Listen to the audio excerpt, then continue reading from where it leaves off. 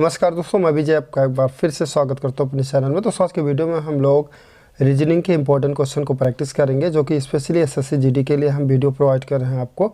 तो आपसे रिक्वेस्ट है वीडियो के अंत तक आप बने रहें। चैनल को पहली बार विजिट कर रहे हैं तो चैनल को जरूर सब्सक्राइब करें। तो यहाँ पर शुरुआत के फर्स्ट क्वेश्चन की अगर बात करेंगे तो यहाँ पर BEH दिया गया, कामा करके KNQ दिया गया, उसके बाद TWZ दिया गया। तो सिंपल सा क्वेश्चन आगे पूछ रहा है क्या होगा, तो ध्यान से समझेंगे। कोड आपको आना चाहिए। ये इसका कोड 2 होगा, 2 में कितना जोड़ेगा कि आपका 5 हो जाएगा, तो मतलब 3 ऐड कर दिया।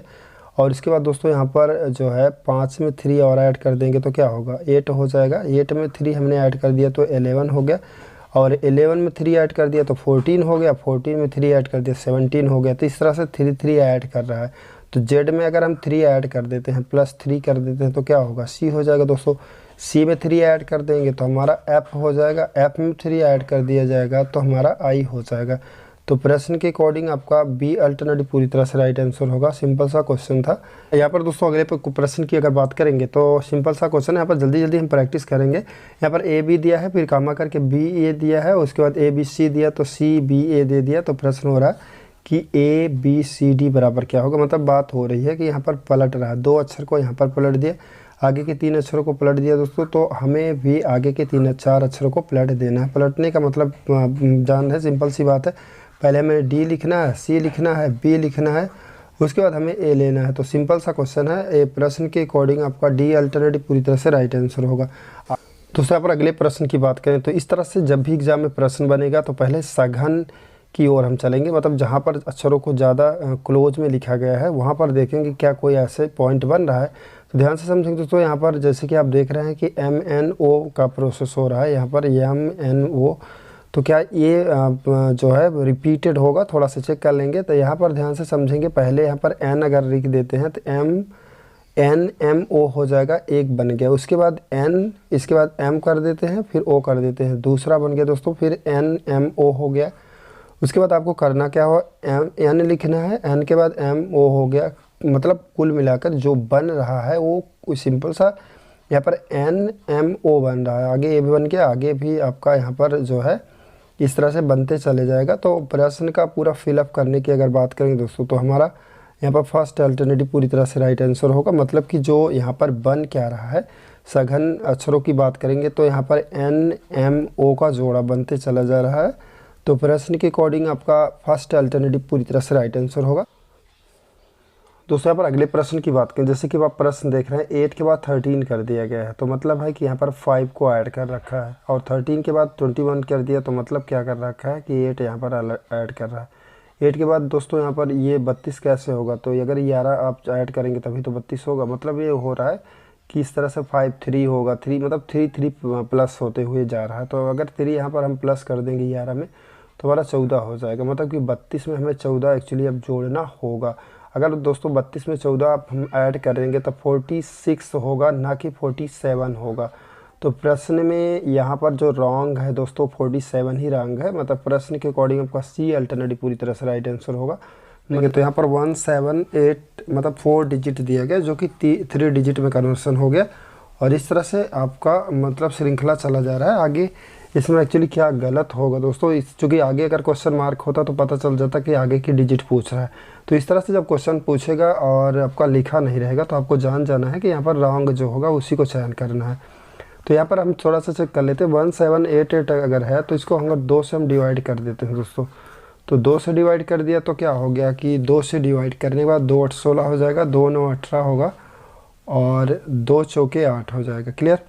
और यहाँ पर अगर हम 2 लेस कर देते हैं तो हमारा डिजिट क्या होगा, कुछ इस तरह से हो जाएगा, 8 होगा, 9 होगा, 2 हो जाएगा। क्लियर। जो कि आगे आपको यहाँ पर स्पष्ट रूप से दिखाई दे रहा है। अब आपको करना है इस डिजिट को 2 से भाग देना है और 2 घटाना है, तो आपको ये प्राप्त हो जाएगा। और इस तरह से थोड़ा सा हम चेक कर लेते हैं। 2 से अगर भाग दिया तो 2 चौके 8, 2 चौक 8 हो जाएगा, 2 छंग 12 हो जाएगा। अगर यहाँ पर 2 घटा दिया दोस्तों तो आपको पता है कि यहाँ पर 4 4 है और 2 इसमें स्लेस हो जाएगा, तो ट्रिपल टाइम 4 हो जाएगा। क्लियर। और आगे हम चेक कर लेते हैं। इसको 2 से हमें डिवाइड कर दिया तो 2 2 3 बार हो गया। क्लियर। और 2 लेस कर दिया तो क्या हो गया, 2 लेस अगर हमने कर दिया तो हमारा यहाँ पर 2 2 इस तरह से हो गया। क्लियर। 200 हमारा जो है ये 20 हो गया, वो भी अब पूरी तरह से करेक्ट ही है। तो अब हमें इसको क्या है 2 से डिवाइड कर देंगे तो हमारा कुछ इस तरह से 110 हो जाएगा। अब दोस्तों 110 हो गया, अगर 2 घटाएंगे तो क्या होगा आपका, कुछ जो है 2 घट जाएगा तो 108 हो जाएगा। लेकिन यहाँ पर 112 दिया गया है, मतलब कि जो गलत है दोस्तों ये बी अल्टरनेटिव ही आपका पूरी तरह से गलत आंसर होगा। मतलब एक्चुअली यहाँ पर जो है, जैसे कि दूसरे पर अगले प्रश्न की बात करें तो सिंपल सा क्वेश्चन एक बार यहाँ पर हम प्रैक्टिस कर लेते हैं स्पीड में। 2 के बाद 5 हो गया तो आपको जनरली पता है कि यहाँ पर 3 ऐड किया तभी हुआ, और 5 में अगर हम 4 ऐड कर देंगे तो हमारा क्या हो जाएगा, इस तरह से हो जाएगा। आगे क्वेश्चन मार्क है दोस्तों, अगर 3 ऐड कर रहा है 4 ऐड कर रहा है तो आगे 5 ही तो ऐड करेगा। तो 5 अगर हम 9 में 5 ऐड कर देंगे तो क्या होगा, 14 हो जाएगा। तो सिंपल सा क्वेश्चन है, लेकिन आप यहाँ पर बार बार क्वेश्चन को रिपीट किया गया है, तो फर्स्ट अल्टरनेटिव भी पूरी तरह से राइट आंसर होगा। प्रश्न की बात करेंगे तो अगला प्रश्न, जैसे कि यहाँ पर 2 दिया गया है 4, उसके बाद यहाँ पर जो है 12 दिया गया है, 48 दे रखा है और 240 इधर दिया गया है। तो ध्यान से समझेंगे, यहाँ पर 2 से मल्टीपल कर दिया तो 4 हो गया, और यहाँ पर हमने क्या करना, 3 से मल्टीपल कर देंगे तो 12 हो जाएगा, और यहाँ पर 4 से मल्टीपल कर देंगे तो हमारा जो है ये आपका 48 हो जाएगा, और 48 पे 5 से मल्टीपल कर दिया दोस्तों तो 240 हो गया। तो पता चल गया कि 2 3 4 5 तो श्रृंखला में चल रहा है, तो 6 से गुणा अगर कर दिया 240 में तो हमारा काम बन जाएगा। 6 से गुणा अगर करेंगे दोस्तों तो 1440 आपका आंसर हो जाएगा।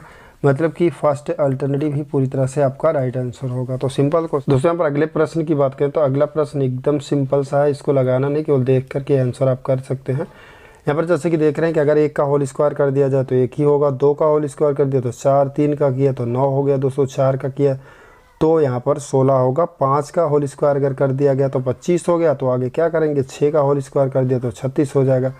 तो बी अल्टरनेटिव आपका राइट आंसर होगा, क्योंकि एग्जाम में बहुत बार रिपीटेड क्वेश्चन है। और दोस्तों यहाँ पर अगले प्रश्न की बात करें तो अगला प्रश्न भी सिंपल सा क्वेश्चन है, एग्जाम में बहुत बार रिपीट किया गया दोस्तों, इसीलिए मैं यहाँ पर क्वेश्चन जिक्र कर रहा हूँ।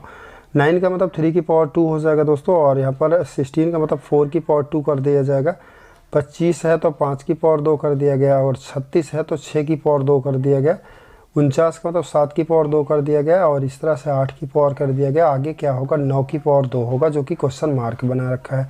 तो क्या होगा, 81 हो जाएगा। और यहाँ पर हम प्रश्न का आंसर की बात करेंगे तो सी अल्टरनेटिव आपका पूरी तरह से राइट आंसर